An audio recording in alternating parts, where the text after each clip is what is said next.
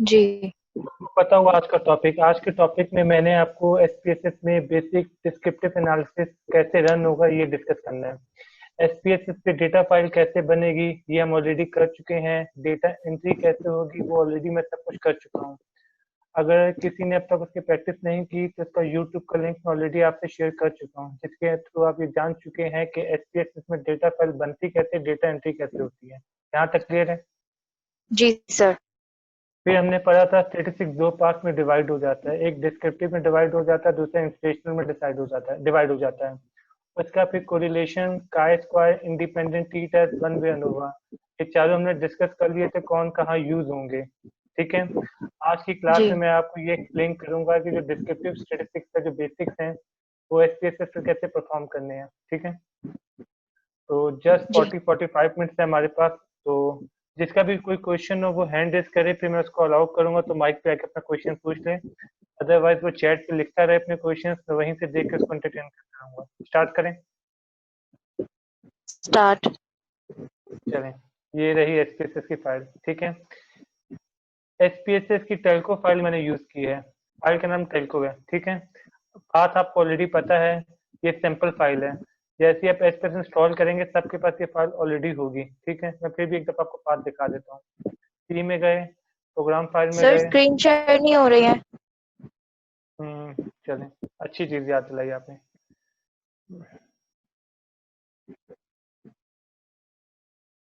दिख रहा है अब आपको। जी। हम्म, तो फाइल, ओपन, डेटा। डेटा के बाद कहाँ जाएंगे दोबारा? This PC, then C, program files, IBM, SPSS. अच्छा, रुकिए जरा। Program files, IBM, SPSS, 36, 23। यहाँ पे आएंगे हम सैंपल पे, इंग्लिश और टी। इस फाइल का नाम क्या है, रीड करें। Telco dot save.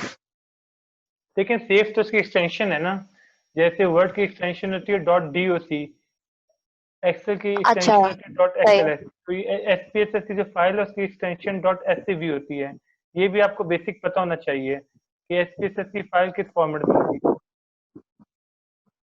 तो ओके। इसकी जो एक्सटेंशन है वो डॉट एस सी वी होता है। तो ये फाइल मैंने ओपन कर दी। ठीक है।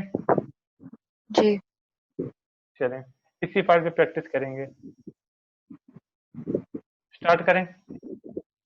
जी सर। हाँ, इसे मैं बंद कर दूं। ये तो कहाँ से ओपन है, टाइल को, ये टाइल को फाइल आ गई। अच्छा, नंबर ऑफ वेरिएबल्स क्या होते हैं, नंबर ऑफ केसेस क्या होते हैं, ये सब हम ऑलरेडी डिस्कस कर चुके हैं। ठीक है। ये डेटा व्यू जी। में हूँ, ये डेटा व्यू, वेरिएबल व्यू, ये सब कुछ हम डेटा फाइल के अंदर डिस्कस कर चुके हैं। ठीक है। अब एक काम करते हैं, देखें यहाँ पे कितने केसेस है, 1000। ठीक है। और यहाँ पे टॉप पे देखें 42 लिखा हुआ है। तो ये सारी बातें हम ऑलरेडी डिस्कस कर चुके हैं। इसका मतलब है हमारे पास 42 वेरिएबल्स हैं और हमारे पास 1000 केसेस हैं, राइट। राइट। तो ये सारी चीजें तो ऑलरेडी हो चुकी हैं। अब आते हैं डिस्क्रिप्टिव स्टैटिस्टिक्स पे। आपने एक चीज पढ़ी होगी, सेंटर ऑफ टेंडेंसी, जिसके अंदर आपने mean, median, mode, quartile, decile, percentile, ये सब कवर किया होगा। फिर आपने एक जी चीज सर। पढ़ी होगी, सेंटर ऑफ डिस्पर्जन, जिसके अंदर आपने variance, stand deviation, inter quartile range, mean deviation, ये सब पढ़ा होगा, राइट। राइट। तो अब बस यही सब कुछ करेंगे। फ्रिक्वेंसी टेबल कैसे बनेंगे, क्रॉस टेबल कैसे बनेंगे, ग्राफ कैसे बनेंगे। बेसिकली जब हम रिसर्च करते हैं और हम डेटा कलेक्ट करते हैं तो अक्सर हमें प्रोफाइलिंग करनी पड़ती है। प्रोफाइलिंग करने का मतलब है जिनसे हमने डेटा कलेक्ट किया है उनकी बेसिक डिस्क्रिप्टिव एनालिसिस बताएं। कितने परसेंट मेल थे, कितने परसेंट फीमेल थे, उनकी एवरेज एज क्या थी, उनकी एवरेज इनकम क्या थी। तो ये जितनी भी चीजें, ये सब डिस्क्रिप्टिव एनालिसिस के अंदर कवर हो जाती है। यहाँ तक क्लियर है। क्लियर। जल्दी से आगे मूव करें। जी। ठीक है। चलें। जब हम, ये कर्सर मेरा कहाँ पे इस वक्त, एनालाइज। बस क्लिक कर दिया। सेकंड ऑप्शन क्या लिखा हुआ है? Descriptive statistics. ठीक है। हमने डिस्क्रिप्टिव ही सीखना है ना फिलहाल। जी। डिस्क्रिप्टिव पे कर दिया। फर्स्ट ऑप्शन क्या है? फ्रीक्वेंसीज। आपके 90% काम इस फर्स्ट ऑप्शन में ही हो जाएंगे। ठीक है, ठीक है। वापस से क्लिक कर रहा हूँ। अब मैंने ये पॉपअप विंडो बंद हो। इस पॉपअप विंडो को हम कहते हैं डायलॉग बॉक्स। रिपीट करें, क्या कहते हैं? Dialog box. जी। आम जबान में आप इसे पॉपअप विंडो कहते हैं, लेकिन मैं डायलॉग बॉक्स कहा करूंगा। ठीक है। अच्छा, यहाँ पे जी, ऑलरेडी चेक लगा हुआ है। लगा हुआ है। इससे मैं कहूँगा बिल्टन। बिल्टन का मतलब ये है कि जो ऑलरेडी चेक लगे होते हैं, जिसे हमें चेक लगाने की जरूरत नहीं पड़ती। ये टर्म्स बार बार यूज होंगी। तो बिल्टन का मतलब ये है कि हमें कुछ चेक लगाने की जरूरत नहीं, ऑटोमेटिकली चेक लगे हुए हैं।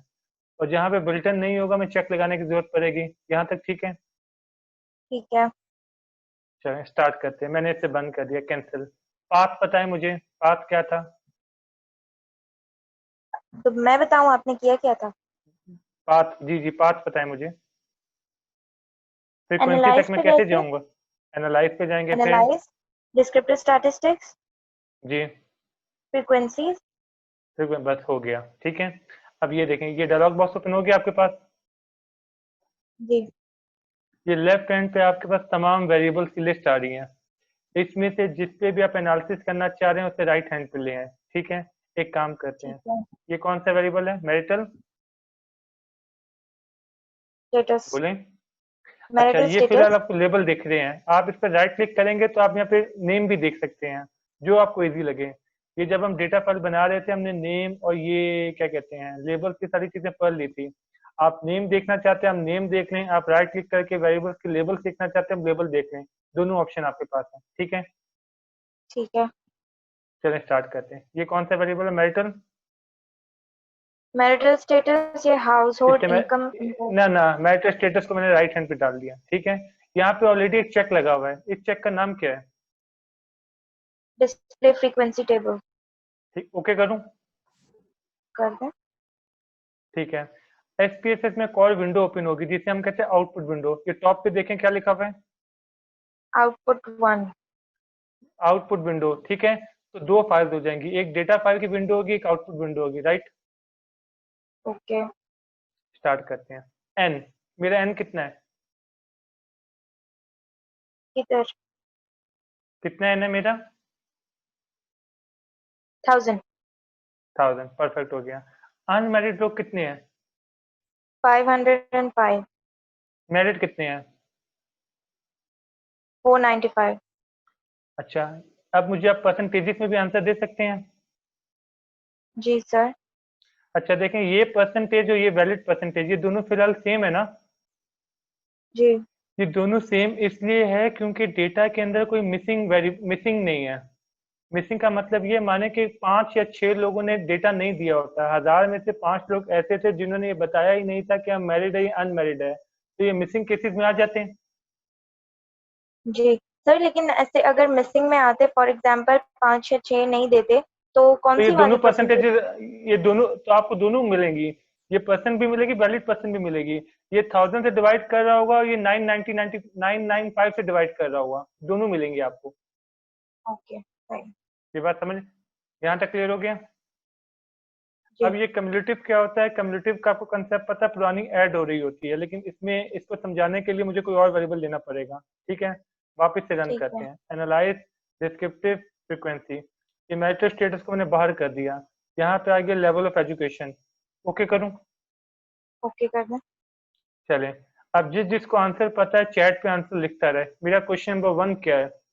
हाई स्कूल डिग्री में कितने स्टूडेंट्स हैं? जल्दी आंसर बताएं।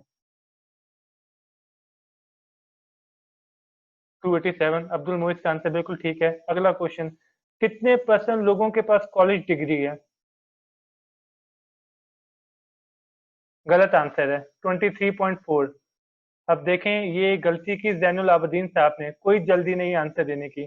मैंने फ्रीक्वेंसी नहीं पूछी थी, मैंने परसेंटेज पूछी थी। तो जब मैं आपको पेपर भी अच्छा। कंडक्ट कर रहा हूं, तो इस बात को फोकस करिएगा, फ्रीक्वेंसी पूछी जा रही है या परसेंटेज पूछी जा रही है। दोनों बातें अलग अलग है। यहाँ तक क्लियर हो गया? अब यहाँ पे जी काम सर। इसलिए आसान है क्योंकि 1000 केसेज है, इसलिए देखिए 23.4, 234 एक एक दिख रहा है। नॉर्मली डिफरेंट होता है। मतलब अगर केसेज 150 होते ना, तो फ्रीक्वेंसी कुछ और होती, परसेंटेज की वैल्यू बिल्कुल उससे मैच ना हो रही होती। ये बात समझ रहे हैं? जी सर। तो आप क्वेश्चन में सुनिएगा कि मैं फ्रीक्वेंसी पूछ रहा हूँ या मैं परसेंटेज पूछ रहा हूँ। फ्रीक्वेंसी का मतलब है कितने लोग रहते हैं। यहाँ तक क्लियर हो गया? जी सर। चलें क्वेश्चन नंबर 1, कितने लोग ऐसे हैं जिन्होंने हाई स्कूल भी कंप्लीट नहीं किया? कितने लोग ऐसे हैं? 204। 204। अब्दुल मोहित साहब का सही आंसर है। अगला क्वेश्चन, कितने परसेंट लोग ऐसे हैं जिन्होंने हाई स्कूल कंप्लीट नहीं किया? 20.4। बिल्कुल ठीक। अगला क्वेश्चन, कितने परसेंट लोग हैं जिन्होंने हाई स्कूल की डिग्री है जिनके पास? 28.7। परफेक्ट। अब क्लास कम्युलेटिव में क्या होता है? कम्युलेटिव में पुरानी परसेंटेज ऐड होती जा रही होती है।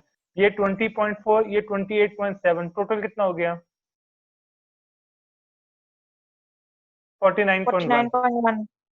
तो इस 49.1 की इंटरप्रिटेशन आप कैसे करेंगे? 49.1% लोग ऐसे हैं जिनके पास हाई स्कूल डिग्री या उससे कम की डिग्री है। ये बात समझ में आ गई? ठीक है। अच्छा आगे। दुआ, कॉलेज डिग्री कितने लोगों के पास है? 234। कितने परसेंट लोगों के पास कॉलेज डिग्री है?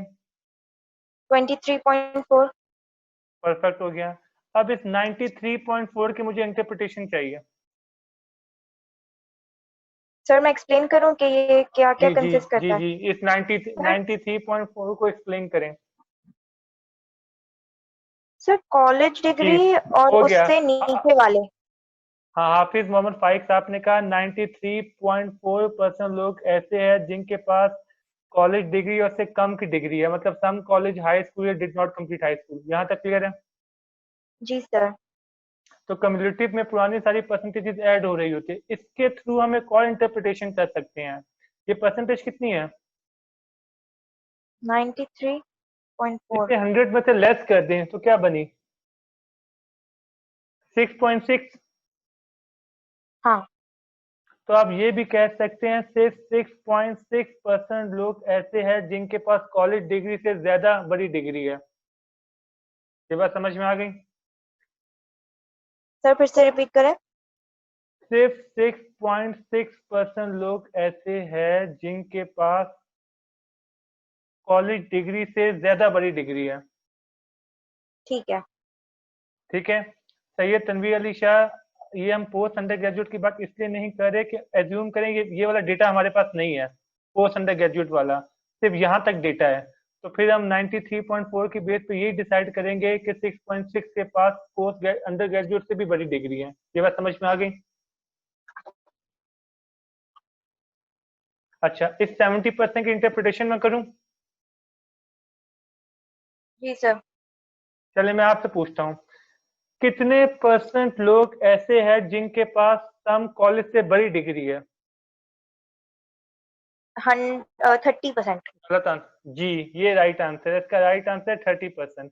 हत्ता कि यहाँ सर पे तो मैंने कहीं भी 30%। 30% बोला। हाँ, मैं आपकी बात से एग्री हूँ। ठीक है। तो यहाँ पे तो कहीं पे 30% लिखा हुआ ही नहीं है, लेकिन आपको कंसेप्ट 100 समझ में में आ से गया माइनस इसलिए किया। आपने खुद। हाँ। कितने, अच्छा, कितने परसेंट लोग ऐसे हैं जिनके पास सम कॉलेज और से कम की डिग्री है? 70%। 70%। नहीं, परफेक्ट हो गया। 93। नहीं, सेवेंटी अच्छा। परसेंट ही है। सम कॉलेज से कम का था मैंने। क्लियर हो गया? ठीक है। ओके। अच्छा, अगला क्वेश्चन, कितने परसेंट लोग ऐसे हैं जिनके पास हाई स्कूल से बड़ी और पोस्ट अंडर ग्रेजुएट से कम डिग्री है? 49 और 93 के बीच में। 41.9। कैसे? मैंने कहा हाई स्कूल से बड़ी और पोस्ट अंडर ग्रेजुएट से कम, तो 100 में से 49.1 कैंसिल हो 93.4 जाएगा को ना? 49.1। सर माइनस 93 हो से हम जाएगा माइनस ना करेंगे ना, ना। 100 से ना। मैंने पोस्ट अंडर ग्रेजुएट से कम कहा था, तो टेक्निकली ये दोनों ऐड हो जाएंगे। ये बात समझ रहे हैं? ये दोनों अच्छा ऐड हो सही जाएंगे। है। तो आप इसमें 100 से में लेस से भी कर सकते हैं। 49 निकालें। जी। ठीक है। ठीक है। एक काम करते हैं, इसके 2-3 क्वेश्चन और करते हैं ताकि आपकी कंफ्यूजन क्लियर हो। यहाँ तक क्लियर हो गया? जी सर।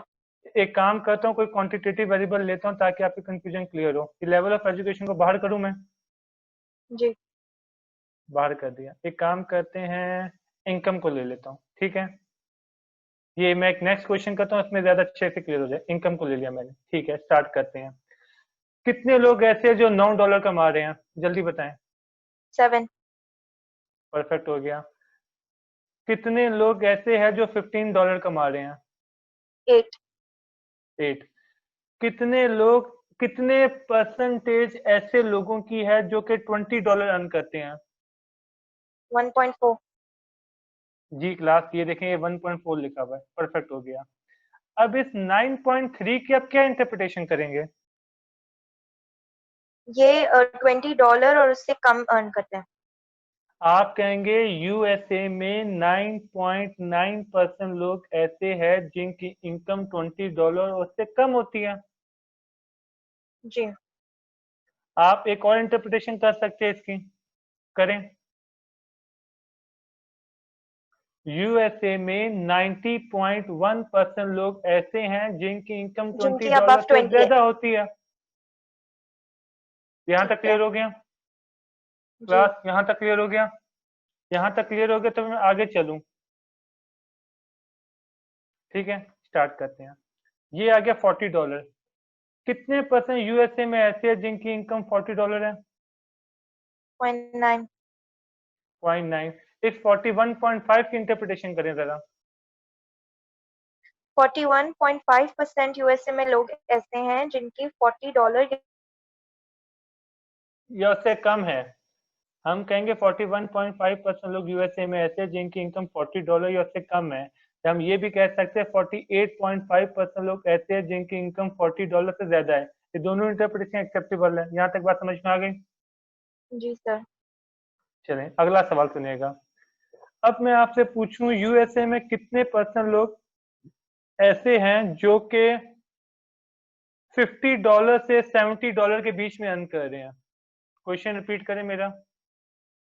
$50 से $70 के बीच में अर्न कर रहे हैं। अब ये देखें, पॉइंट ये जो, फोर अब और देखें, अब ना ना सुन ले, समझ लें।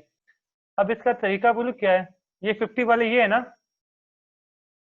जी आपके। आप 1%। इससे 51, 52, 53, 54 इन सबको ऐड करने बैठ जाएं, लेकिन ये बहुत ज्यादा टाइम कंज्यूमिंग काम है। तो इसका आसान तरीका क्या है? इस 70 की परसेंटेज क्या है? 0.4। ना ना, कम्युनिटी परसेंटेज। 69.3। तो आपने ये इंटरप्रिटेशन की थी कि 69.3% लोग 70 से कम होंगे, राइट? जी। अब ये 50 की परसेंटेज देख लें कितनी है। 53.8। तो ये 70 की इसमें माइनस कर परसेंटेज देंगे। को 50, ये अपने बाइनोमियल में पढ़ा हुआ था, अगर आपको याद हो तो। बाइनोमियल जी सर। डिस्ट्रीब्यूशन में ये सारी प्रैक्टिस आप लोग कर चुके हैं। तो अगर मैं 70 से 50 को लेस कर दूंगा तो बीच की मिडिल की सारी परसेंटेज आ जाएगी।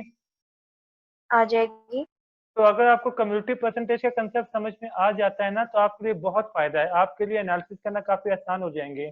अगर आपका सुपरवाइजर आपसे पूछता है कि भाई बताएं सबसे कम इनकम कितनी है, तो आप कहेंगे 9। परफेक्ट।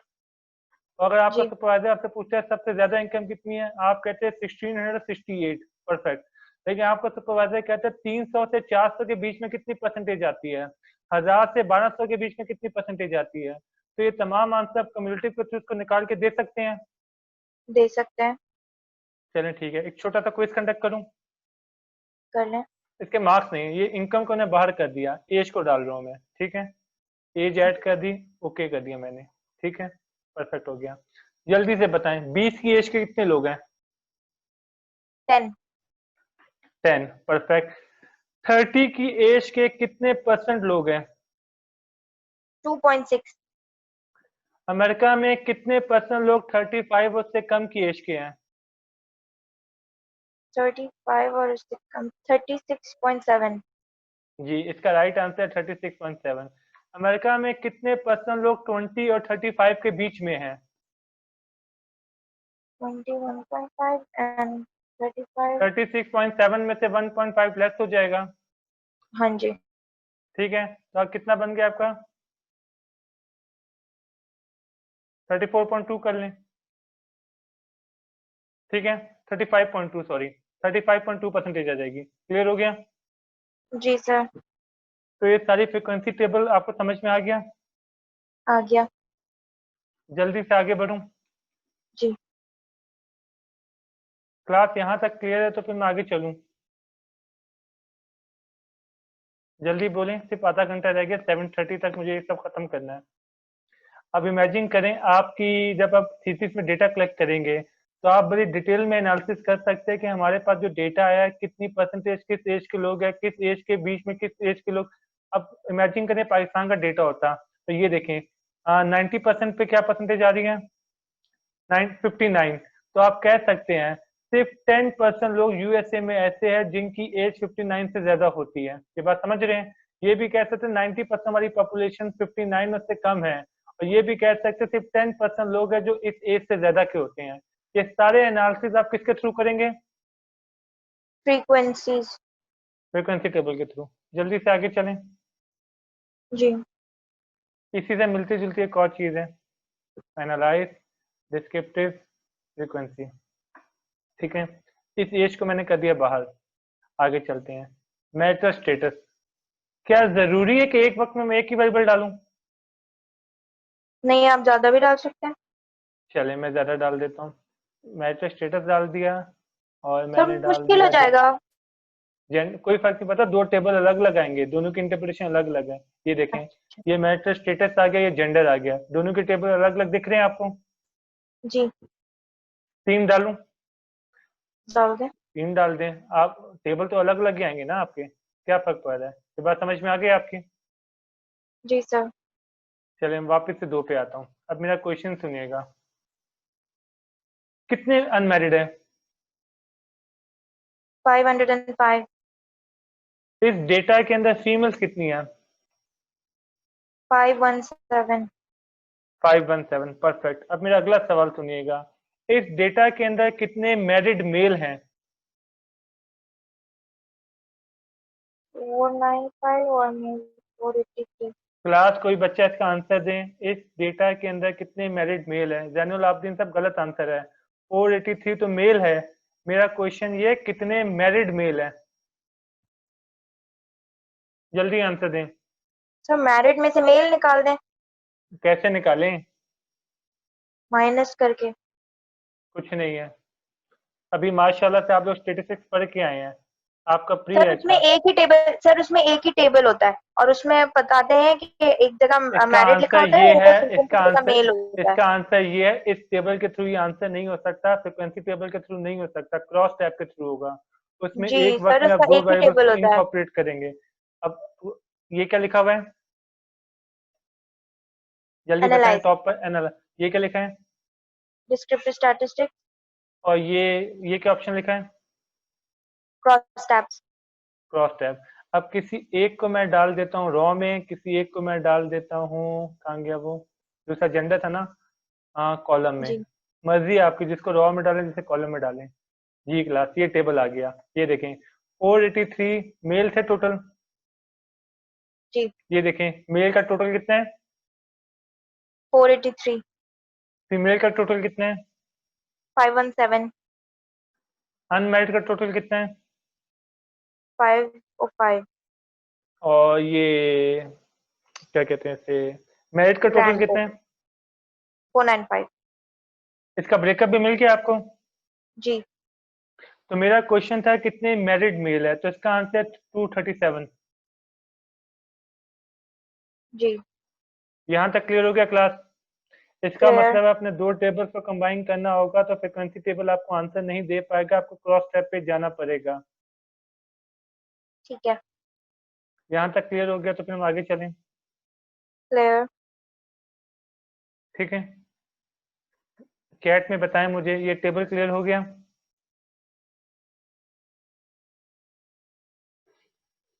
मुझे आंसर क्यों नहीं मिल रहा? ठीक है, क्लियर है, चलें। अब यहाँ पे एक चीज मिसिंग दिख रही होगी आपको, यहाँ पे सिर्फ और सिर्फ फ्रिक्वेंसी आ रही है, यहाँ पे परसेंटेजेस नहीं आ रही, राइट? जी सर। तो मुझे परसेंटेजेस चाहिए, निकालें? एनालाइज में जाएं। ना ना ना ना, लेकिन परसेंटेज में एक छोटा सा प्रॉब्लम है, प्रॉब्लम समझे। ये कौन सी वैल्यू है, पढ़ें ये अनमैरिड। तो आज। नहीं अनमैरिड नहीं, मेल। वैल्यू का नाम। अन- अगर मैं 246 को 505 से डिवाइड कर दूं तो मेरे पास परसेंटेज आ जाएगी। जी सर। तो मेरे पास परसेंटेज आएगी, टोटल अनमैरिड लोगों में से कितने परसेंट लोग मेल हैं। यही परसेंटेज आएगी। जी तो ये रॉ वाइज परसेंटेज हो गई। जी। तो ये आगे हमें खुद सुने, निकालनी होगी। पहले पूरी बात तो समझें। 246 को मैं 483 से डिवाइड कर दूं तो यहाँ पे भी एक परसेंटेज आएगी। जी वो मुझे बताएगी टोटल मेल में से कितने परसेंट अनमैरिड है। हाँ, अगर मैं 246 को 1000 से डिवाइड कर दूं तो वो मुझे क्या बताएगा? कि जितने भी लोग हैं उनमें से अनमैरिड मेल कौन से हैं, जी, कितने परसेंट। इंटेलिजेंट हो गए आप। इसका मतलब है हम 3 परसेंटेजेस निकाल सकते हैं, raw wise, column wise, total wise. यहाँ तक क्लियर है? सर ये एसपीएसएस नहीं निकाल के देगा हमें। पहले आंसर छोड़ें इस बात को, फिलहाल जो मैं डिस्कस कर रहा हूँ वो बताएं। हम कितनी परसेंटेजेस निकाल सकते हैं? 3 तरह की। और मेरा क्वेश्चन सुनने के बाद आप डिसाइड करेंगे हमें कौन सी परसेंटेज निकालनी है। यहाँ तक क्लियर है? जी सर। अब आपने मुझे चैट पे लिख के देना है कौन सी वैल्यू किससे डिवाइड होगी। ठीक है, क्वेश्चन पूछना स्टार्ट करूं। ओके। टोटल फीमेल में से कितनी परसेंट फीमेल अनमैरिड है, तो बताएं कौन सी वैल्यू किससे डिवाइड होगी। 259 बाय 517। बिल्कुल राइट आंसर। अगला क्वेश्चन सुने। टोटल मैरिड में से कितने लोग मेल हैं, परसेंटेज में बताएं। 483 डिवाइडेड बाय गलत, गलत 497। क्वेश्चन सुने, गलत आंसर दिया। मैंने पूछा था टोटल मैरिड में से कितने पर्सन मेल है। इसका आंसर 237 डिवाइड बाई 495। हाफिज मोहम्मद फाइक ने चैट में बिल्कुल सही आंसर दिया है। अगला सवाल, कितने परसेंट फीमेल है जो कि अनमैरिड है पॉपुलेशन में? 259 बाय 505। गलत, चैट में कुछ 259 बाय 517। गलत आंसर दे रहे हैं, कोई चैट में आंसर लिखे। सर मेरा आप क्वेश्चन क्वेश्चन था रिपीट करें। मेरा क्वेश्चन था पॉपुलेशन में कितनी परसेंट अनमैरिड फीमेल्स हैं। Sir 259 by 517। गलत। जी, हाफिज मोहम्मद फाइक ने सही आंसर दिया, 259 डिवाइड बाई 1000। 259,000 से डिवाइड होगा ना, पूरी पॉपुलेशन तो 1000 है। देखिए 259 अनमैरिड फीमेल्स है, ये बात समझ में आई आपको? तो ये 1000 से डिवाइड होगा। ये लॉजिक क्लियर हो गई? सर आपने ये पूछा था ना टोटल फीमेल में से कितनी अनमैरिड है। जी नहीं, मैंने पूछा था टोटल पॉपुलेशन में से। अच्छा तभी ठीक मैंने है। आपसे कहा क्वेश्चन की वर्डिंग पे बड़ा गौर से सुना क्या क्वेश्चन पूछा क्या जा रहा है, टोटल पॉपुलेशन में से कितनी अनमैरिड फीमेल्स हैं, ये क्वेश्चन था। ये क्लियर हो गया? जी चलें, अब इसका मतलब है 3 percentages, raw wise percentage, column wise percentage, total wise percentage. यहाँ तक क्लियर है? जी। ये क्रॉस टैब रन कैसे हुआ था? एनालाइज पे जाके। एनालाइज, फिर डिस्क्रिप्टिव स्टैटिस्टिक्स। डिस्क्रिप्टिव, फिर ये क्रॉस टैब्स लिखा है ना नीचे। Cross tab. फोर्थ। ठीक है, आपने ओके कर दिया था ना? जी। अब एक काम बढ़ा देते, ये क्या लिखा हुआ है? सेल। क्लिक कर दें। ठीक है, ये क्या लिखा हुआ है? परसेंटेजेस। रॉ, कॉलम, टोटल, तीनों पे क्लिक कर दिया। ओके, ये तीनों परसेंटेजेस खुद ही आ गई हैं। ये बात समझ में आ गई? जी तो आपको कैलकुलेट करने की नीड नहीं है, सारी कैलकुलेट करके दे देगा। तो जो भी आपकी रिक्वायरमेंट है, आप raw wise, column wise, total wise तीनों परसेंटेज निकाल सकते हैं। डन हो गया डन। क्लास? ये टॉपिक क्लियर है? क्विज लेने की जरूरत है या आगे बढ़ूं? क्विज लेने की जरूरत है या आगे बढ़ूं? क्लियर हो गया सर। चलिए एक छोटा सा क्विज देता हूँ ताकि मुझे आइडिया हो जाए कि आपको क्लियर हुआ नहीं हुआ। मैं एक टेबल बना रहा हूँ एजुकेशन के साथ, 5x2 का टेबल है, यहाँ दिख रहा है आपको? क्वेश्चन नंबर जी। 1। चलिए क्लास परसेंटेज स्टार्ट करता हूँ। क्वेश्चन नंबर 1, मुझे बताएं पॉपुलेशन में कितने परसेंट लोग हैं जिनके पास हाई स्कूल की डिग्री है। चैट में आंसर लिखें। 287 बाय 1000। परसेंटेज मैंने पूछी है, और ये जैनुल आब्दीन साहब का आंसर सही है, 287 डिवाइड बाय 1000 हो जाएगा। क्लियर है? मैंने पूछा था कितने परसेंट लोगों के पास हाई स्कूल की डिग्री है, 287 डिवाइड बाय 1000। क्लियर है यहाँ तक? जी। अगला सवाल, कॉलेज डिग्री में से कितने परसेंट मेल होते हैं? 119/230। हम्म, जी 119/234 राइट आंसर है। अगला सवाल, फीमेल में से कितने परसेंट फीमेल्स हैं जो कि पोस्ट अंडर ग्रेजुएट डिग्री तक चली जाती हैं? कौन पोस्ट अंडर ग्रेजुएट डिग्री ले लेती हैं फीमेल्स में से? 517। 33/517 ये राइट आंसर है। अगला सवाल सुनिएगा, हाई स्कूल पॉपुलेशन में कितने लोग ऐसे हैं जो कि मेल भी है, उनके पास हाई स्कूल की डिग्री भी है? पॉपुलेशन में कितने हाई स्कूल डिग्री वाले मेल हैं? ये आसान सवाल है। 134/1000। हाँ जी 134/1000। यहाँ तक क्लियर हो गया? जी सर। जल्दी बोलें। तो अगर मैं चाह रहा हूँ ये परसेंटेज सॉफ्टवेयर निकाल दे तो सॉफ्टवेयर भी मुझे निकाल के दे सकता है, इसमें कोई मुश्किल काम नहीं है। क्रॉस टैब पे जाऊंगा, सेल्स पे क्लिक करूंगा, यहाँ पे रॉ कॉलम टोटल पे क्लिक कर दूंगा। जल्दी से आगे बढ़ें। जी सर, बढ़े। चलें वापस से फ्रीक्वेंसी पे आते हैं, एनालाइज, डिस्क्रिप्टिव, फ्रीक्वेंसी। ठीक है, रीसेट। यहाँ पे डाल दिया मैंने लेवल ऑफ एजुकेशन, ये फ्रीक्वेंसी टेबल बन गया। जी।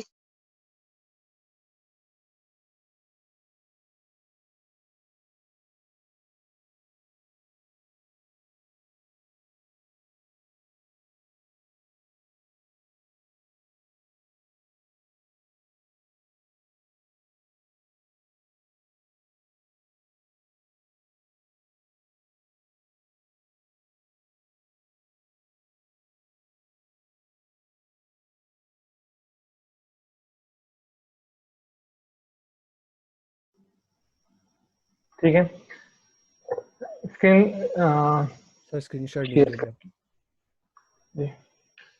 स्क्रीन दिख रही है अब आपको? यस सर, लोड हो रही है। अच्छा, वो फिर लाइट का प्रॉब्लम खत्म हो गया, चलें वहीं से कंटिन्यू करते जहाँ पे खत्म हुआ था। ठीक है, ओके सर। तो रिमशा से देखिए कोई क्वेश्चन पूछना है आपने?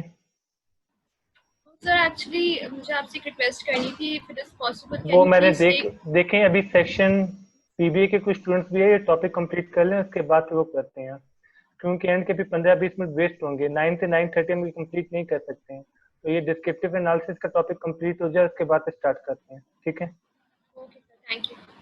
चलें। और कहाँ पे थे हम लोग? जैनुल अब्दीन साहब कहाँ तक हो चुका था? I think descriptive frequency table और क्रॉस टैब हो गया था, right? Yes sir, cross check कर लीजिए। चलें आगे स्टार्ट करते हैं। फ्रीक्वेंसी कैसे रन करते हैं, गाइड करें मुझे जरा। जी सर, एनालाइज, एनालाइज, फिर डिस्क्रिप्टिव स्टैटिस्टिक्स डिस्क्रिप्टिव, उसके बाद एंड फ्रीक्वेंसीज।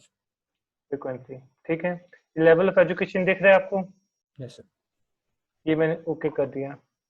यहाँ पे आपको लेवल ऑफ एजुकेशन के अंदर ये फ्रीक्वेंसीज दिख गए सब कुछ सब। Yes sir. अब इसमें एक और कमांड सीखते हैं। एनालाइज पे गए, डिस्क्रिप्टिव में गए, फ्रीक्वेंसीज में गए।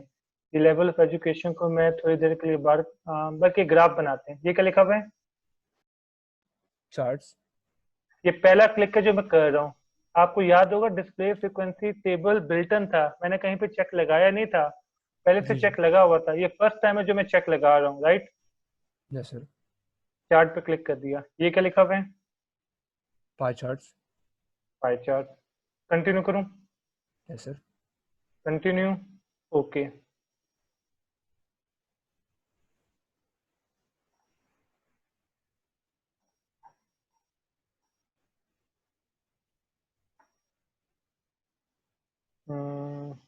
मेरा पीसी थोड़ा स्लो हो गया है, क्या जरा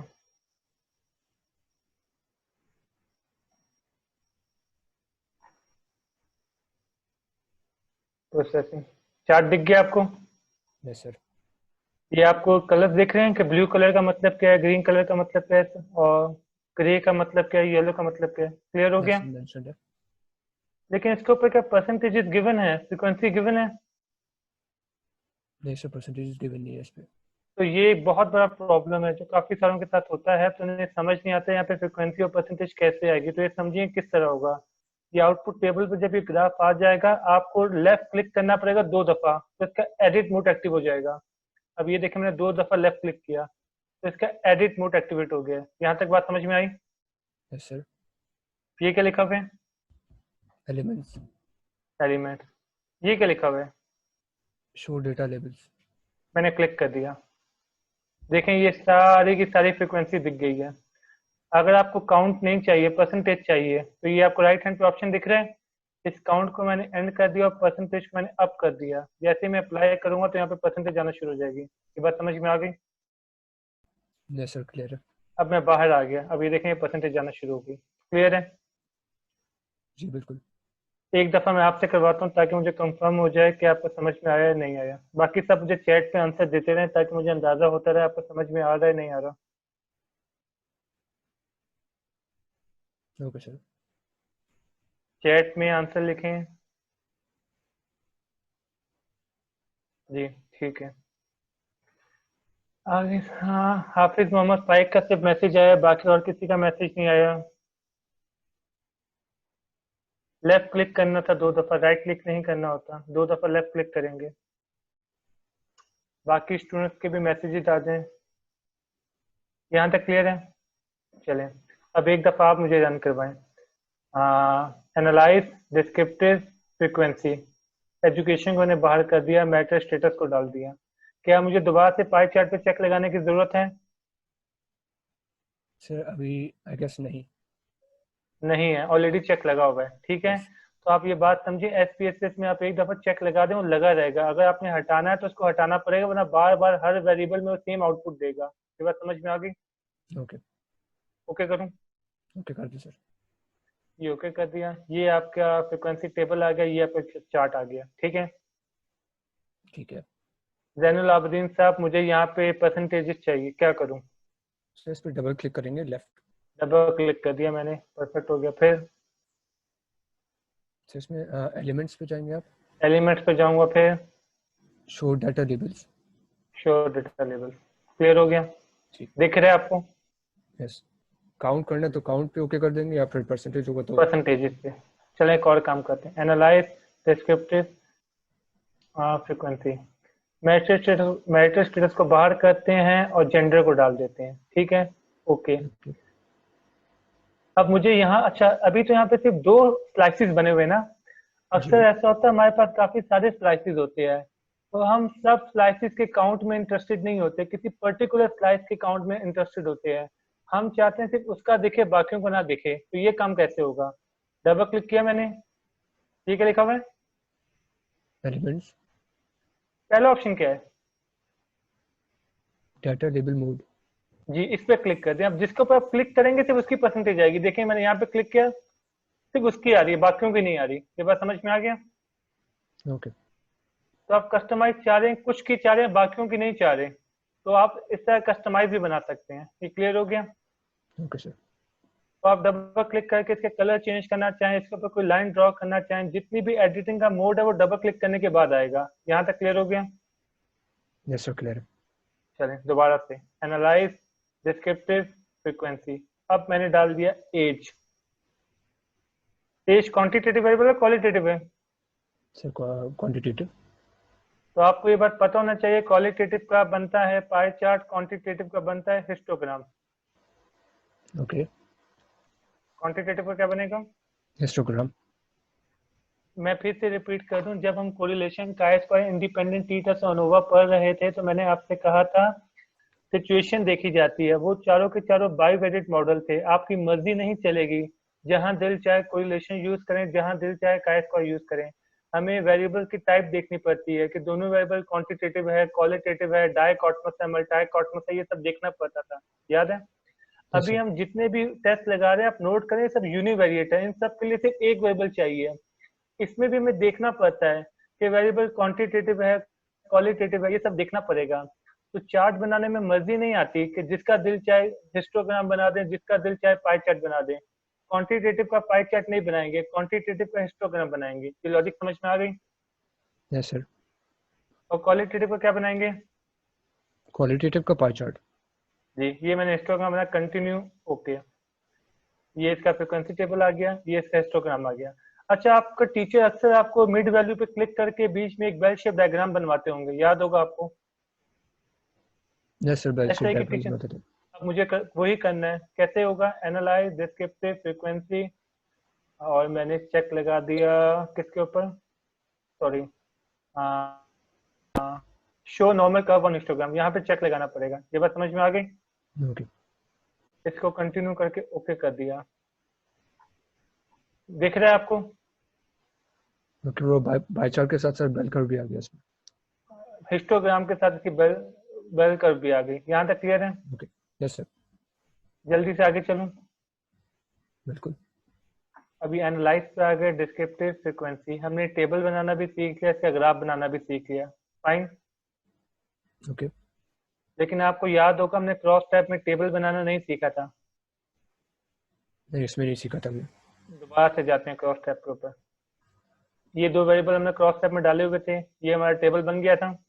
जी अब ये बने क्रॉस टाइप। ये क्या लिखा हुआ है लेफ्ट हैंड पे नीचे? डिस्प्ले क्लस्टर्ड बार चार्ट्स। क्लिक कर दूं? करते सर। ओके, समझ में आ गया आपको ये? क्योंकि दोनों का कंबाइन मतलब बार चार्ट। जी, दोनों का कंबाइन बन गया। ये मेल, ब्लू वाला मेल है, ग्रीन वाला फीमेल है। डिड नॉट कंप्लीट के ये मेल और फीमेल। अच्छा, अब आप ग्राफ देख के अंदाजा लगा सकते हैं ब्लू में कौन है, मेल, ग्रीन में कौन है। फीमेल। ज्यादा मेल है या ज्यादा फीमेल है जिन्होंने हाई स्कूल कंप्लीट नहीं किया? सर ज़्यादा मेल है, और हाई स्कूल में ज्यादा कौन है? फीमेल है। पोस्ट अंडर ग्रेजुएट में ज्यादा कौन है? सर इक्वल है। आपको यहाँ पे फ्रीक्वेंसी या परसेंटेज दिख रही है? No sir. कैसे दिखेगी? सर ऐसे डबल क्लिक करके एडिट करेंगे। डबल क्लिक कर दें, परफेक्ट है। एलिमेंट शो डेटा लेवल आ गया, यस क्लियर हो गया। यस सर, क्लियर है। तो हमने फ्रीक्वेंसी टेबल भी सीख लिया, हमने ग्राफ बनाना भी सीख लिया। आगे चलें। Yes sir. सर यहाँ तक आप, जी जी जी, कौन है? सर मास काजी एक, सर, इसमें परसेंटेज शो हो सकती है? जी हमने अभी सीखा तो सही पीछे परसेंटेज का। इस बार चार्ट में कि यहाँ पे वैल्यू इसमें भी शो हो जाएगी। इसमें आप बस काउंट्स को परसेंटेज में कन्वर्ट कर दें। हमने जैसे लास्ट टाइम सीखा था, आपका दिल चाहेगा काउंट्स ले लें, आपका दिल चाहे परसेंटेज ले लें, जैसे आपको ठीक लगता है, दोनों काम हो जाएंगे। सही सही, थैंक यू बॉस। ठीक है, जैसे हमने लास्ट टाइम किया था वैसे ही होगा। ठीक है, रिमशा सिद्दीकी, आपका कोई क्वेश्चन है या आपने वैसे ही हैंड रेज किया हुआ है? नो सर, सॉरी, मैं लोअर हैंड करना भूल गई। चलिए, मुझे लगा आप हेलो कर रही हैं। चलें स्टार्ट करते हैं। ये पाई चार्ट वाला काम हो गया, आगे बढ़ें। यस सर, आगे बढ़े। इसको मुश्किल करें थोड़ा। जी सर।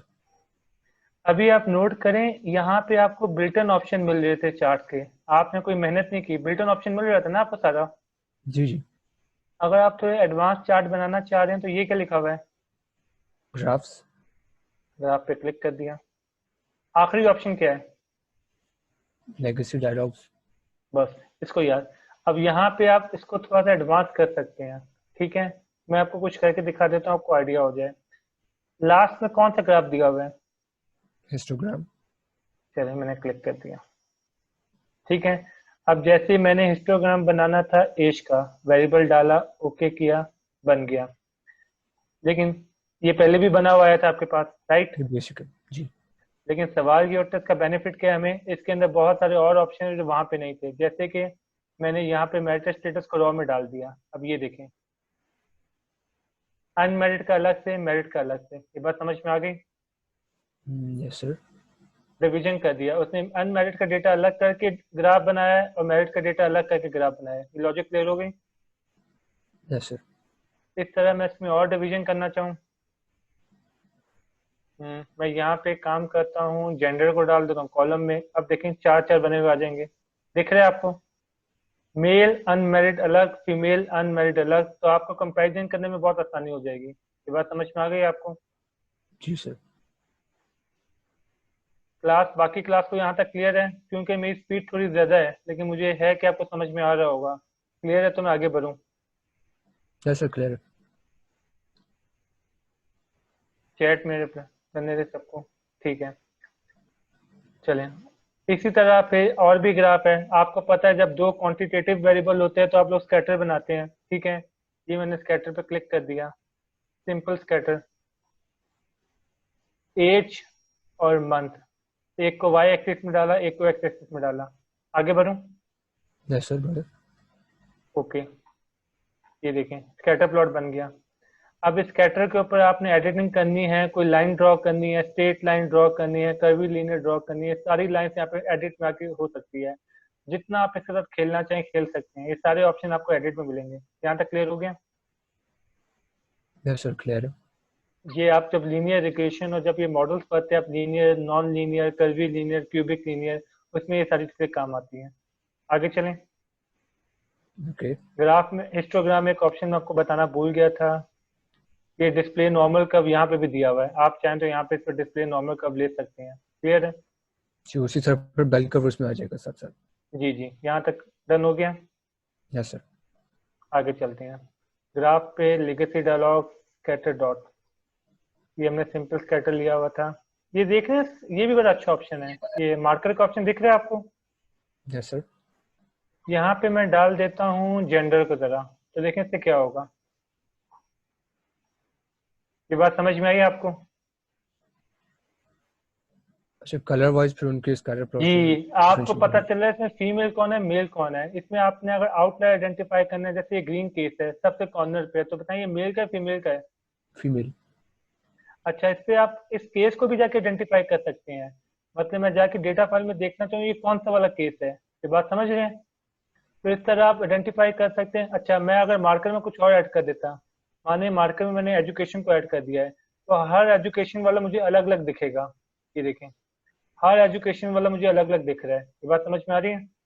तो इसमें आप आइडेंटिफाई बड़ी आसानी से अपने केसेस को कर सकते हैं। यहाँ तक लॉजिक क्लियर होगी? यस सर क्लियर है। अच्छा, ये अपने आप में बहुत बड़ा लेक्चर है। जब हम स्टैटिस्टिक्स टीच करते हैं ना, तो इसके अंदर सारी चीजें बड़ी डिटेल में करवाते हैं केसेस के ऊपर, क्योंकि अभी एमबीए का कोर्स है, तो इसके स्कोप में तमाम चीजें मैं उसको करवा नहीं रहा, क्योंकि 2-3 घंटे तो सिर्फ यही चैप्टर ले जाएगा ग्राफ का। ठीक है, तो जिसको इंटरेस्ट है वो चाहे तो इसको एक्सप्लोर कर सकता है, जितना चाहे एक्सप्लोर करना चाहे। ठीक है, इसमें एक दो ऑप्शन मैं आपको और सिखा देता हूँ। स्कैटर डॉट पर क्लिक किया, ये मैं सिंपल स्कैटर पर क्लिक कर रहा था ना। जी।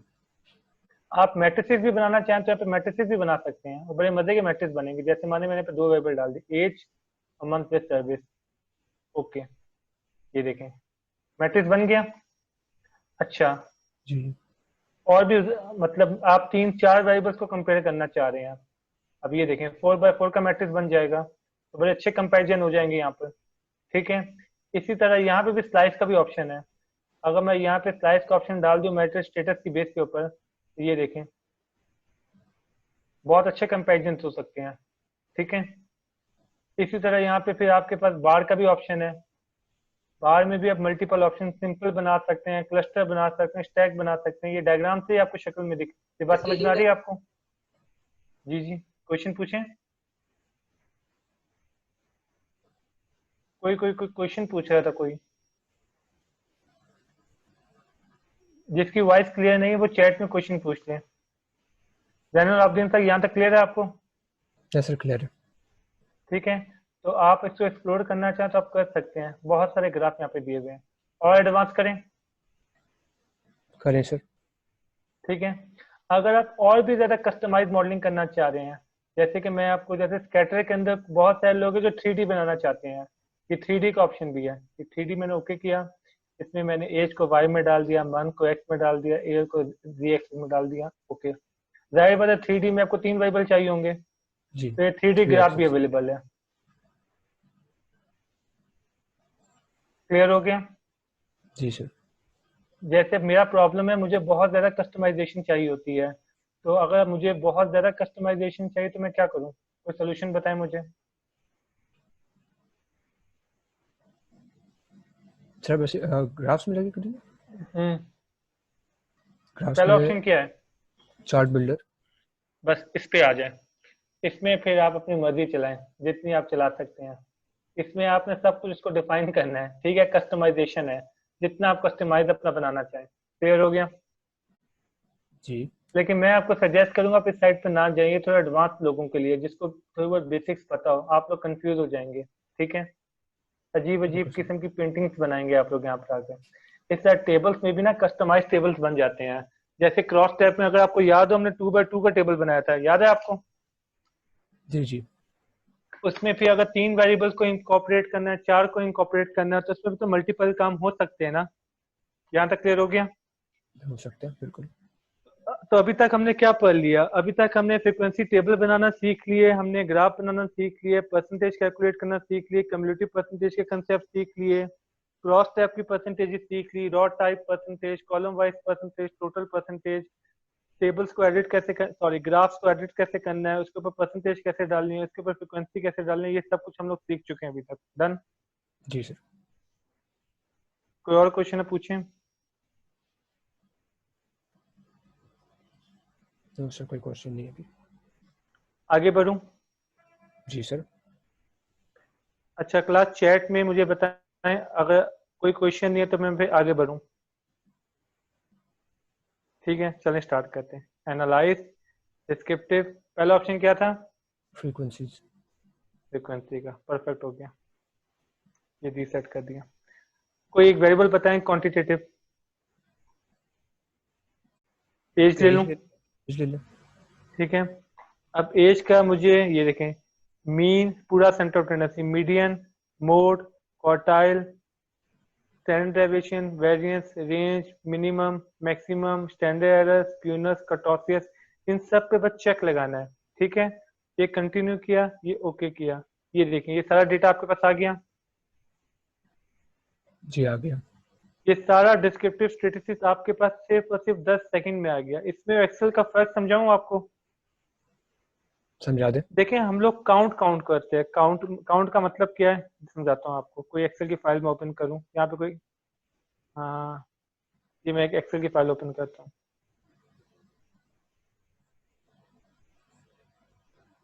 ठीक है, अब जैसे ये डेटा मेरे पास एज का 2 3 5 9 6, इसका मीन कैलकुलेट करूं?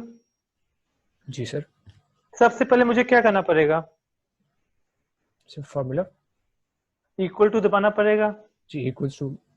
ये हो गया क्लिक नंबर 1। फिर मुझे क्या करना पड़ेगा? सर एवरेज का फॉर्मूला कहेंगे आप। ए सी ई, ये करना पड़ेगा। कितने क्लिक हो चुके हैं? 4। 4। फिर मैं एवरेज के ऊपर क्लिक करूंगा, कितने क्लिक हो गए? 5।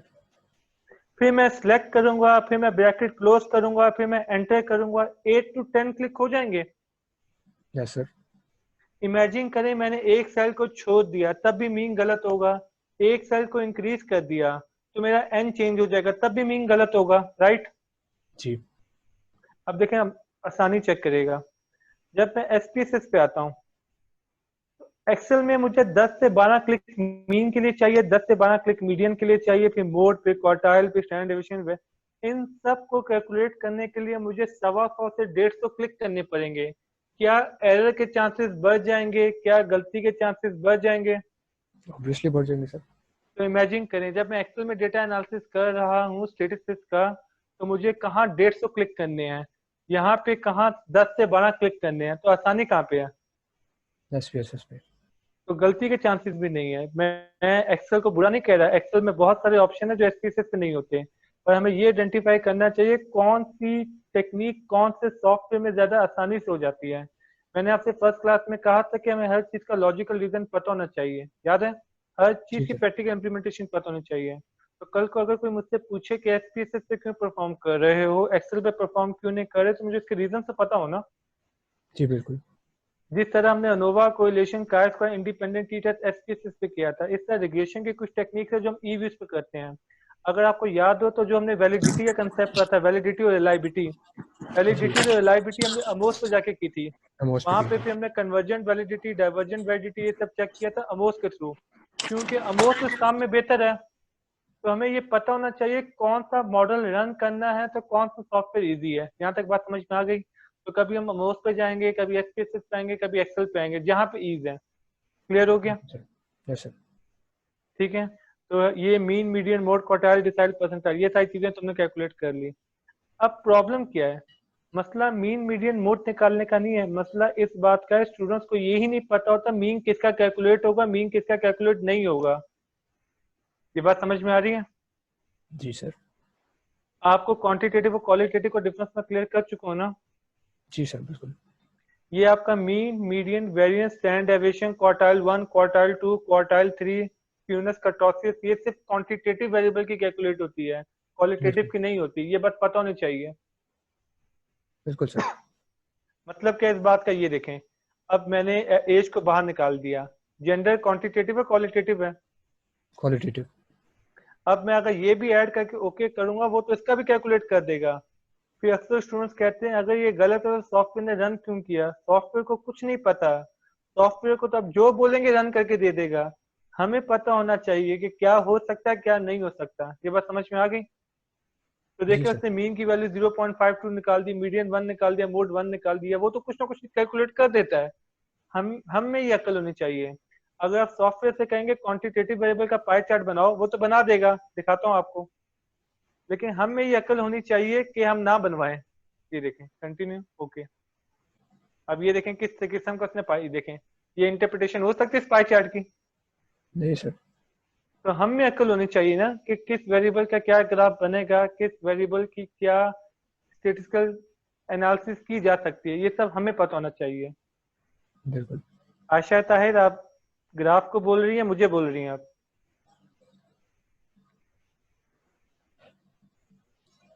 ये आपने जो ब्यूटीफुल बोला, किसको बोला है आपने? चलिए, मैं आपको अभी +1 देने वाला था, लेकिन आपने क्लियर कर दिया ग्राफ को, इसलिए फिर मैं +1 नहीं दे रहा। सही है, तो चलें आगे चलते हैं। ये पाई चार्ट हिस्टोग्राम वाली लॉजिक समझ में आ गई आपको? जी सर। चलें, अब हम ये डिस्कस करते हैं। अब थोड़ा सा स्टेटिस्टिक्स पढ़ लेते हैं, मैं आपको इसकी रियल लाइफ की इम्प्लीमेंटेशन बता दूं। ठीक है, स्टार्ट करें? जी सर, स्टार्ट करें। चलें, एक एक करके स्टार्ट करते हैं। ये मैंने एज डाला, स्टेटिस्टिक्स को मैं रीसेट कर देता हूँ। कहाँ गया रीसेट? Reset as. मैं अभी मीन ले लेता हूँ, मीडियन ले लेता हूँ, मोड ले लेता हूँ, सिर्फ ये 3 चीजें ले रहा हूँ। ठीक है, एक और काम करता हूँ, मिनिमम भी ले लेता हूँ, मैक्सिमम भी ले लेता हूँ, रेंज भी ले लेता हूँ, और कंटिन्यू करके ओके करता हूँ। ठीक है जी जैनुल आबदीन साहब, ये एन क्या बता रहा है आपको? Sir total number of variable. 1000 की इंटरप्रिटेशन क्या करेंगे आप? आप कहेंगे हमारी डेटा साइज में, जो हमारी रिसर्च में जो सैंपल है वो कितने का है? सैंपल साइज हमारा 1000 का। 1000 का है, परफेक्ट है। हमारे डेटा में जो सबसे कम एज का है वो कितने साल का है? 18। 18। सबसे मैक्सिमम क्या है? सर स्क्रॉल डाउन करेंगे। ना ना ना, यहाँ पे मैंने मैक्सिमम मांगा है ना। ओके 77। अगर मुझे फ्रीक्वेंसी टेबल में स्क्रॉल डाउन करना पड़ता तो फिर मुझे नीड क्या थी यहाँ पे मांगने की? मैक्सिमम एज क्या है? ओके 77। 7। रेंज आती है मैक्सिमम माइनस मिनिमम, रिपीट करें, रेंज कैसे आती है? Maximum minus minimum. तो रेंज कितनी आ गई? 59। ये बात समझ में आ गई? जी। इसमें एक और कंसेप्ट समझें। आप जब भी शॉपिंग में जाते हैं तो आपसे पूछा जाता है रेंज क्या है। आपसे ये नहीं पूछा जाता मैक्सिमम वैल्यू बताएं, आपसे क्या पूछा जाता है? रेंज। लेकिन आप हमेशा मैक्सिमम वैल्यू बता देते हैं। ये थोड़ी सी गलती है स्टेटिस्टिक्स की।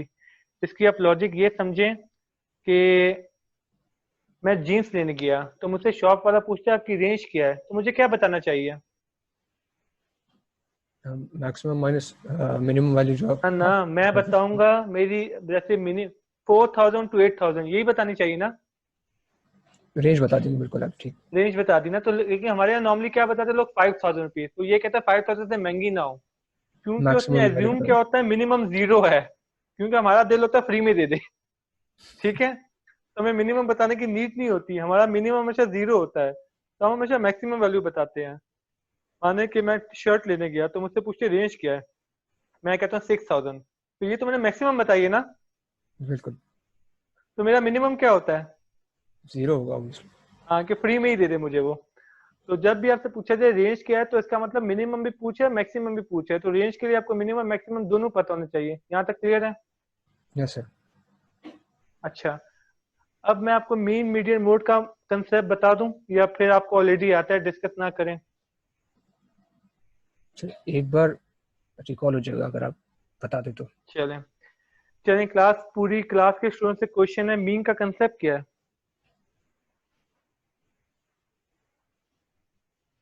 आप लोग जब थीसिस में मीन वगैरह कैलकुलेट करेंगे, आप कहते हैं एवरेज मीन ये आ गया, एवरेज ये आ गया, मीन का मतलब क्या? सर एक रिप्रेजेंटेटिव वैल्यू या एक एवरेज वैल्यू। ठीक है, एवरेज तो इसका सिनोनियम हो गया ना, तो हम कैसे डिसाइड करते हैं कहाँ पे मीन कैलकुलेट करना है? जल्दी बताएं, इतना टाइम नहीं है, 10 मिनट रहेगी मेरे पास, 8:30 में मुझे ऑफ करना है।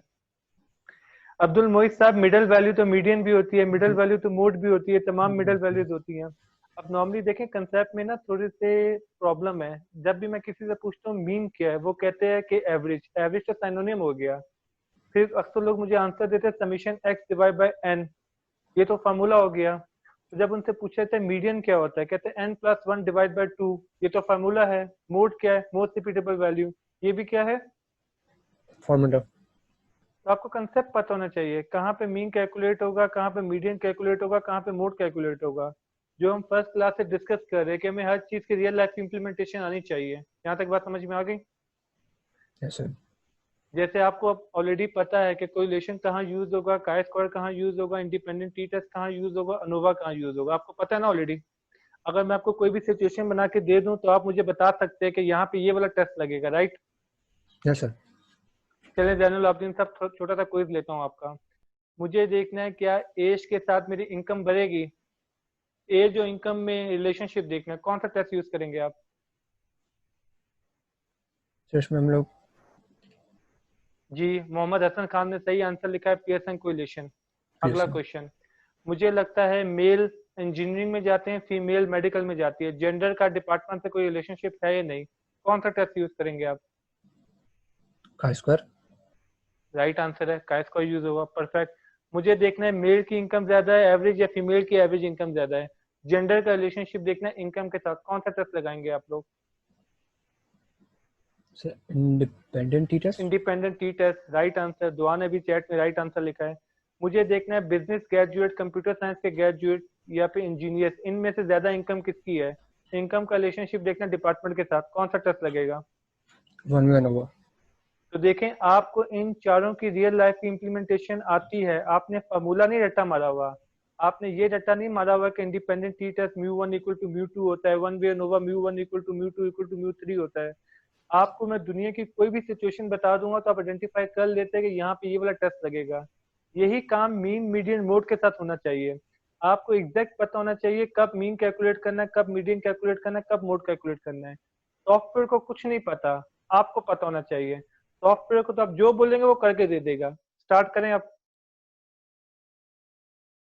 यस सर स्टार्ट करें। स्टार्ट करें जी।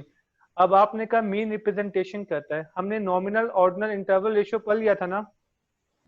जी। हमने 4 स्केल्स पढ़े थे ना, नॉमिनल ऑर्डिनल इंटरवल रेशियो, याद होगा आपको? जी सर।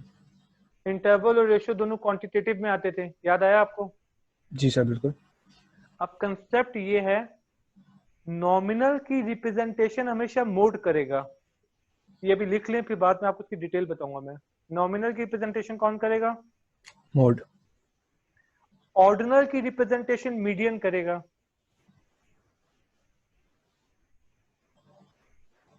ओके। शुरू से नॉमिनल की रिप्रेजेंटेशन कौन करेगा? मोड। ऑर्डिनल की रिप्रेजेंटेशन कौन करेगा? मीडियन। इंटरवल की रिप्रेजेंटेशन कौन करेगा? Arithmetic mean. ओके। यहां तक क्लियर हो गया?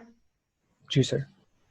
और अच्छा, ज्योमेट्रिक मीन इंटरवल में नहीं निकल सकता, ज्योमेट्रिक मीन सिर्फ रेशियो में निकलता है, ये पता होगा आपको। ठीक है सर। क्योंकि इंटरवल नेगेटिव में चला जाता है और लॉग नेगेटिव वैल्यूज पे नहीं आता, लॉग हमेशा पॉजिटिव वैल्यूज पे आता है। ये बेसिक मैथमेटिक्स का रूल है, आइडिया होगा आपको। जी जी। ठीक है, क्योंकि मैं यहाँ पे ज्योमेट्रिक मीन को डिस्कस नहीं कर रहा, मैं सिर्फ अर्थमेटिक मीन को डिस्कस कर रहा हूँ, तो अभी अब तक के लिए हम ये रूल बना लेते हैं कि जो इंटरवल और रेशियो है, आसान जबान में जो क्वांटिटेटिव वेरिएबल है, ठीक है, उसके लिए हम मीन कैलकुलेट करेंगे। यहाँ तक क्लियर हो गया? जी। तीनों मिडल वैल्यूज है, तीनों रिप्रेजेंटेशन करते हैं, पर हमें पता होना चाहिए कौन सा वेरिएबल है तो उसकी रिप्रेजेंटेशन कैसे होगी। यहाँ तक क्लियर है? जल्दी से आगे बढ़ूं? जी सर आगे बढ़े। चलें चलें स्टार्ट। रियाज अहमद, आपकी एज कितनी है, जल्दी से बताएं। चैट में लिखें। रियाज अहमद आपकी एज कितनी है, जल्दी चैट में लिखें। 22। दुआ आपकी एज कितनी है? 23। जी आपकी जैनुल आबदीन साहब एज्यूम करते हैं आपकी एज 24 है, ठीक है? ठीक है। जी सर। अब मैं अगर आपसे पूछूं रियाज की एज क्या है तो आप बोलेंगे 22। अगर मैं आपसे पूछूं दुआ की एज क्या है आप कहेंगे 23। मैं आपसे पूछूं आपकी एज क्या है आप कहेंगे 24। 22 रियाज को रिप्रेजेंट कर रहा है, 23 दुआ को रिप्रेजेंट कर रहा है, 24 आपको रिप्रेजेंट कर रहा है, राइट? जी। लेकिन अगर मैं पूछूं क्लास की एज क्या है, क्लास का मतलब एक डेटा हो गया, एक से ज्यादा रिस्पॉन्डेंट हो गए तो आप कंफ्यूज हो जाएंगे। आप सोचेंगे मैं 22 बताऊं, 23 बताऊं, 24 बताऊं, क्या बताऊं? क्लास में कोई 25 का भी होगा, कोई 27 का भी होगा, कोई 30 का भी होगा, तो आपको कंफ्यूजन होगी। तो आपको स्टैटिस्टिशियन कहते हैं आप एक काम करें, आप मीन बता दें, वो सिंगल वैल्यू पूरी क्लास को रिप्रेजेंट करेगी। ये बात समझ में आ गई आपको? जी अभी मैंने सर रिप्रेजेंटेटिव वैल्यू भी तो बोला था अभी कुछ टाइम हाँ पहले। लेकिन ये तो सर रट्टा है ना, इसकी लॉजिक समझिए। वो तो पूरी ठीक है। पूरी दुनिया ने रट्टा मारा हुआ रिप्रेजेंटेटिव वैल्यू। अब देखें वो तो मीडियन भी रिप्रेजेंटेटिव वैल्यू है, मोड भी रिप्रेजेंटेटिव वैल्यू है। तो इसका ठीक। कंसेप्ट ये समझना है किस कंडीशन में रिप्रेजेंट करेगा और किस कंडीशन में रिप्रेजेंट नहीं करेगा। ये बात समझ रहे हैं? अब माने आपकी क्लास का मीन आ गया 25, तो आपने कहा मीन मेरी रिप्रेजेंटेटिव वैल्यू 25। यहाँ तक क्लियर है? ठीक है सर। अब मैं आपसे पूछूं रियाज की एज क्या, आप क्या बोलेंगे? 22। 25। दुआ की एज क्या है? 25। 25। आपकी एज क्या है? 25। ये सिंगल वैल्यू पूरी क्लास को रिप्रेजेंट करेगी। यहाँ तक लॉजिक क्लियर है? जी सर। अच्छा, अब शुरू में चलते हैं। रियाज की एज 22 थी, दुआ की एज 23 थी। अगर मैं आपसे पूछूं रियाज और दुआ में से किसकी एज ज्यादा है तो आपका आंसर क्या होगा? दुआ। दुआ, क्योंकि 23 इज ग्रेटर देन 22, यही है ना? लेकिन जी। मैं आपसे पूछूं कि आपकी क्लास की एज ज्यादा है या मिस निमरा शरीफ की क्लास की एज ज्यादा है, तो आपकी क्लास को रिप्रेजेंट करेगा आपका मीन, निमरा शरीफ की क्लास को रिप्रेजेंट करेगा उनका मीन। तो हम दोनों मीन को कंपेयर कर लेंगे, ठीक है? यही चीज तो आपने इंडिपेंडेंट टी टेस्ट में पढ़ी थी कि म्यू 1 इक्वल टू म्यू 2 है, म्यू 1 ग्रेटर देन म्यू 2 है, या म्यू 1 लेस देन म्यू 2 है। अगर आपकी क्लास की एवरेज एज निमरा की क्लास की एवरेज एज से मैच कर गई तो आप बोलते म्यू 1 इक्वल टू म्यू 2 आ गया, इसका मतलब नल एक्सेप्ट हो गया। ये बात याद आई? ये सारी चीजें जी हम पढ़ सर। चुके हैं, डिफरेंस है डिफरेंस नहीं है, सारी लॉजिक्स हो गई हैं, ठीक है? तो ये मीन जी। की लॉजिक समझ में आ गई आपको? Yes sir. इसकी एग्जांपल आप क्रिकेट से समझ लें। जब एक क्रिकेट का बैट्समैन आता है तो आप कहते हैं इसकी एवरेज 45 है, जबकि उसने किसी मैच में 30 किया है, किसी में 70 किया है, किसी में 90 किया है, फिर भी आप कहते हैं इसकी एवरेज 45 है। क्यों? सर उनके सारे स्कोर्स को रिप्रेजेंट करने के लिए एक जी, तो वो रिप्रेजेंट वैल्यू करता है, पूरे कैरियर को रिप्रेजेंट करता है। यहाँ तक लॉजिक समझ में आ गई?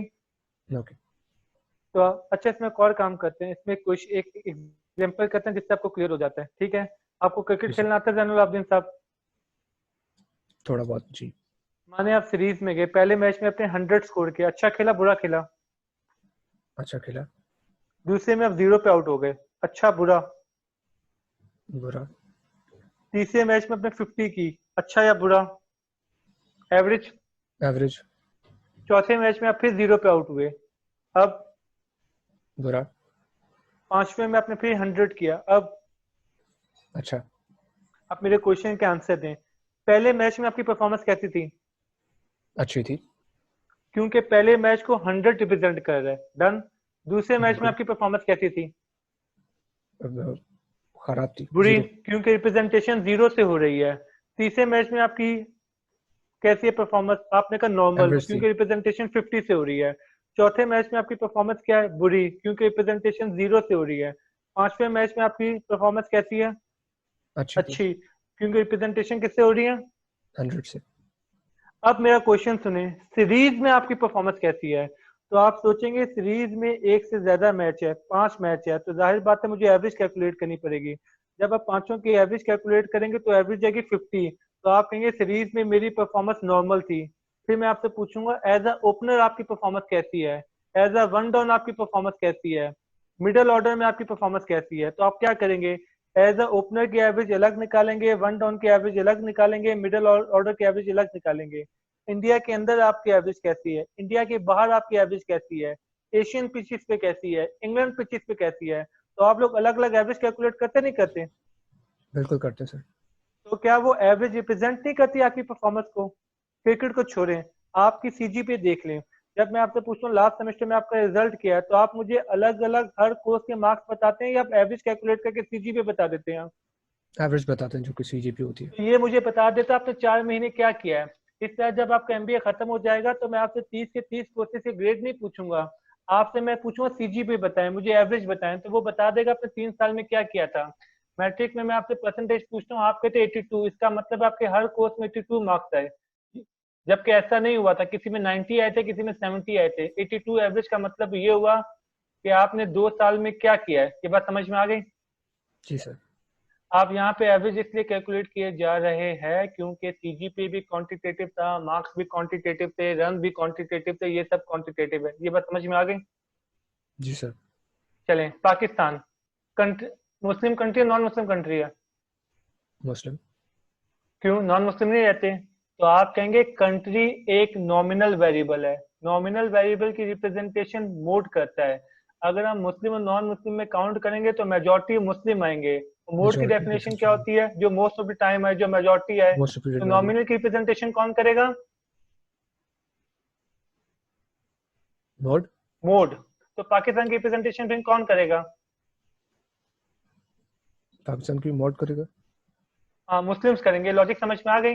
इस तरह जी। मैं आपसे पूछूं पंजाब में कौन से लोग रहते हैं, आप कहते हैं पंजाब की रिप्रेजेंटेशन पंजाबी करते हैं, तो मैं कहूँ वहां पर उर्दू स्पीकिंग भी रहते हैं। तो आप कहेंगे प्रोविंस एक क्वालिटेटिव वेरिएबल है, एक नॉमिनल वेरिएबल है, नॉमिनल वेरिएबल की रिप्रेजेंटेशन मोड करता है। यहाँ तक बात समझ में आ गई? जी सर। तो आपको पता होना चाहिए यहाँ पे मीन कैलकुलेट नहीं होगा, क्योंकि मीन कैलकुलेट करने की कोई सेंस ही नहीं है, कोई लॉजिक ही नहीं है। यहाँ तक बात क्लियर हो गई? जी सर क्लियर। आगे चलते हैं। आप बीबीए लेवल में पोजीशन थी, कभी फर्स्ट आते थे, कभी सेकंड आते थे, कभी फोर्थ आते थे, रैंकिंग था, ऑर्डिनल था। अगर मैं आपसे पूछूं बीबीए में आपकी क्या पोजीशन आती थी, तो ना आप मीन निकाल सकते हैं ना आप मोड निकाल सकते हैं। ठीक है, आप मीडियन निकाल लेंगे। मीडियन निकालने की वजह क्या है? क्योंकि ये ऑर्डिनल वेरिएबल है। हमने भी पढ़ा तो है ऑर्डिनल का क्या निकलता है? ऑर्डिनल का हमेशा मीडियन निकलता है। मीडियन निकलता है। ये बात समझ में आ गई? तो माने आपका जी। मीडियन आया फोर्थ, तो आप कहेंगे मेरी फोर्थ पोजीशन आती थी। माने कि मैं आपसे पूछूं कि आप सीबीएम से कितना सेटिस्फाई हैं, 1 2 3 4 5। 1 मतलब very dissatisfied, 2 dissatisfied, 3 neutral force. अब ये ऑर्डिनल वेरिएबल है मान लें, ठीक है। अब कोई बच्चा वेरी डिससेटिस्फाई कहेगा, कोई सेटिस्फाई कहेगा, कोई वेरी सेटिस्फाई कहेगा। अब मुझसे डीन पूछें कि बताएं सीबीएम के बच्चे की रिप्रेजेंटेशन करें, सीबीएम का बच्चा खुश है या नहीं है, तो मैं क्या निकालूं? मीन निकालूं, मीडियन निकालूं, मोड निकालूं? Sir median. जी, आपको समझ में आ गया? जी। ये बहुत डिटेल टॉपिक है, मुझे ये पढ़ाने का बड़ा मजा आता है, लेकिन जब मेरे पास 2 घंटे हो तो बड़ी डिटेल में हम लोग स्टैटिस्टिक्स में पढ़ाते हैं, तो बच्चों को समझाते हैं अर्थमेटिक मीन कहाँ होगा, हार्मोनिक मीन कहाँ होगा, ज्योमेट्रिक मीन कहाँ होगा, ट्रिम मीन कहाँ होगा, ट्रंकेटेड मीन कहाँ होगा। टोटल मीन की सिर्फ 14 किस्में हैं, ठीक है। तो सिर्फ मीन पढ़ाने के लिए 2 से 2.5 घंटे चाहिए होते हैं। उसमें एक्सप्लेन किया जाता है रियल लाइफ में कौन सा मीन कहाँ पे यूज होगा। ये बात समझ गए? फिर मीडियन के अंदर क्वार्टाइल, डिसाइल, परसेंटाइल बहुत कुछ आता है। क्योंकि अभी एमबीए का सेशन है, इतना टाइम भी नहीं है, क्योंकि ऐसा ही आपका प्री रैंक था, ये पहले से आपको सब कुछ करके आना था। तो जो बेसिक बेसिक थी वो मैंने कवर करा दिया। मीन, मीडियन, मोड की लॉजिक समझ में आ गई? जी सर। मिनिमम मैक्सिमम भी समझ में आ गया? जी। कोई क्वेश्चन है या मैं एक आधी चीज और करवा दूं या फिर खत्म करूं? बाकी सब चार्ट में बता दे। चैट में बताएं क्लास, या एक दो चीजें मैं और बता दूं।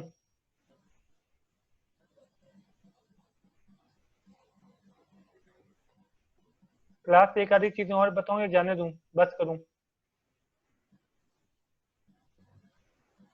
एक आखिरी ऑप्शन सीख लें, उसके बाद फिर मैं जाने देता हूं। क्लास ये देखें, ये कम्युलेटिव की परसेंटेज याद है आपको? जी। ये परसेंटेज क्या दे रही है? 30.1। ये क्या परसेंटेज दे रहे हैं? 33.3। अब आपका सुपरवाइजर कहते हैं 32% लोगों की एज किससे कम है, तो यहाँ पे क्या 32% गिवन है? नो। कैसे आएगा? ये क्या लिखा हुआ है? एनालाइज। ये क्या लिखा है? Descriptive statistics. ये क्या लिखा है? फ्रीक्वेंसीज। क्लिक कर दिया। ये क्या लिखा हुआ है? स्टैटिस्टिक्स। ये क्या लिखा हुआ है? परसेंटाइल्स। यहाँ पे क्लिक करके 32 लिख दें। लिख दिया आपने? ऐड, कंटिन्यू, ओके, ये 32 का आंसर आ गया। ये बात समझ में आ गई? आपको जो भी चाहिए आप यहाँ से डायरेक्ट कैलकुलेट कर सकते हैं। ये लॉजिक समझ में आई आपको? जी सर। अब मैं आपसे पूछूं 80% का बताएं तो क्या करेंगे, जल्दी बताएं। सर वैसे ही एनालाइज में जाएंगे। Analyse, descriptive, frequency, Frequency, statistics. यहाँ पे मैं क्या कर दूंगा 80 ऐड कर दूं। जी। ऐड, ओके, कंटिन्यू, ओके जी। 80 में क्या परसेंटेज आई है? 53%। क्या फ्रीक्वेंसी? 53 है ना जी। इसका मतलब है 80% लोग ऐसे हैं जिनकी एज 53 और उससे कम है, 20% लोग ऐसे हैं जिनकी एज 53 से ज्यादा है। यही जी मतलब है। सर, जी। अगर आप कंफर्म करना चाहें तो नीचे जाके देख सकते हैं। ये देखें 53 को देखें, 53 क्या कि 80 याद है? जी। अब मैं आपसे पूछूं कितने पर, यहाँ तक क्लियर है? अब मैं जी सर, आपसे पूछूं clear है। 95% निकालें तो आप यहाँ पे 95 भी डाल सकते हैं, क्योंकि टाइम एंड हो रहा है। तो फिर क्वार्टाइल, डिसाइल, परसेंटाइल, बाकी ऑप्शन अभी खैर काफी कुछ रहता था। वेरियंस रहता था, स्टैंड डेविएशन रहता था, इंटर क्वार्टाइल रेंज रहता है, काफी कुछ अभी रहता है। तो फिलहाल फिर रहने देते हैं क्योंकि आपका क्विज का टाइम स्टार्ट होने वाला है। ओके तो सर। इसको एंड करें यहाँ पर। जी सर, एंड करें। ठीक है, अब ये दोनों वीडियोस को मैं मर्ज करके इंशाल्लाह फिर यूट्यूब पे आपके लिए अपलोड कर देता हूँ। बाकी जो correlation, chi square, independent t test, ANOVA वगैरह है, वो उसकी एप्लीकेशन तो हमने सीख ली है। एसपीएसएस से कैसे परफॉर्म होगा, उसकी इंटरप्रिटेशन क्या है, उसका लिंक भी मैं अभी आपसे शेयर कर देता हूँ। ठीक है, ओके। चलिए मैं एंड कर रहा हूँ। Thank you. Okay sir, thank you. अल्लाह हाफिज़।